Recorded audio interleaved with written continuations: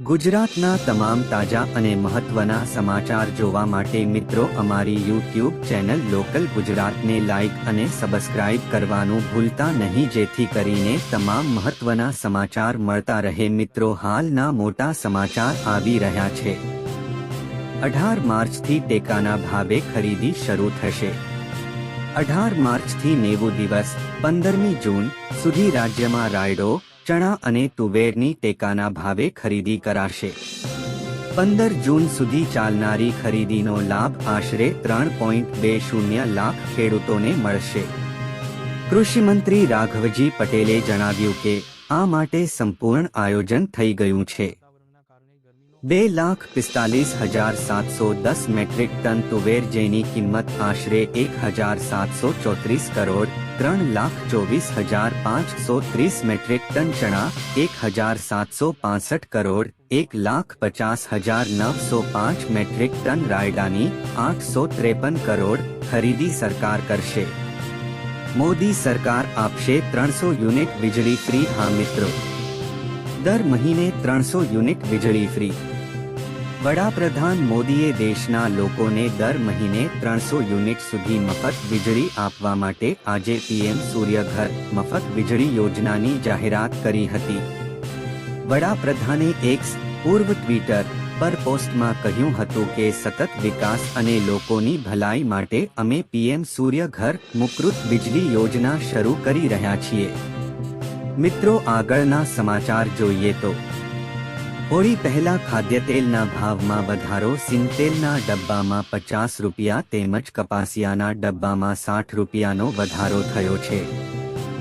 કપાસિયાના ડબ્બાનો નવો ભાવ 1,590 અને સિંગતેલનો ડબ્બો 2,720 પર પહોંચ્યો છે। સિંગતેલના ભાવમાં આવનારા દિવસોમાં પણ ધીમી ગતિએ વધારો યથાવત રહેવાના એંધાણ છે। હોળીના તહેવાર પહેલા જ ભાવ વધારા પર અંકુશ રાખવામાં તંત્ર નિષ્ફળ નીવડ્યું હોય તેમ લાગી રહ્યું છે। ભાવ વધારાને કારણે મહિલાઓના બજેટ પર પણ અસર થશે। હવે પછીના મોટા સમાચાર ખેડૂતોને લઈને મિત્રો, સાબરકાંઠાના વડાલીમાં કિસાન સંઘનો સાબરકાંઠા જિલ્લાના વડાલી ખાતે કિસાન સંઘે વિરોધ પ્રદર્શન કર્યું હતું, જેને પગલે સમગ્ર શહેરે બંધ પાડ્યો હતો। શહેરભરમાં કોઈ અશોભનીય ઘટના ન બને તે માટે કડક પોલીસ બંદોબસ્ત ગોઠવી દેવાયો હતો।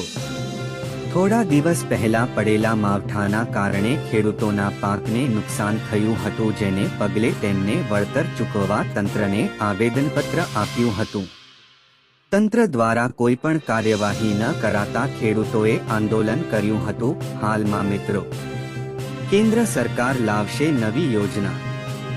માર્ગ અકસ્માતમાં ઘાયલ થયેલા લોકોને સમયસર સારવાર આપવા માટે કેન્દ્ર સરકાર નવી યોજના લાવશે। માર્ગ અકસ્માતનો ભોગ બનેલાઓને 5 લાખ સુધીની મફત તબીબી સારવાર આપવામાં આવશે। આ અંગે ચંડીગઢમાં એક પાયલોટ પ્રોજેક્ટ શરૂ કરવામાં આવ્યો છે।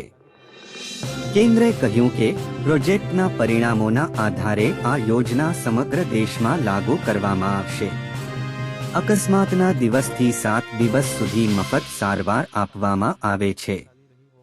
આગળના સમાચાર જોઈએ તો મિત્રો, જો હવે આધાર કાર્ડ સાથે રેશન કાર્ડ લિંક નહીં હોય તો સસ્તા અનાજની દુકાનોમાં ગ્રાહકોને અનાજ નહીં મળે।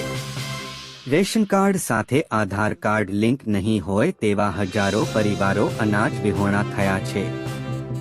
માર્ચની શરૂઆતમાં જ રેશન લેવાનો સમય આવ્યો છે, ત્યારે ગરીબોના ઘરના ડબ્બા ખાલીખમ થયા છે।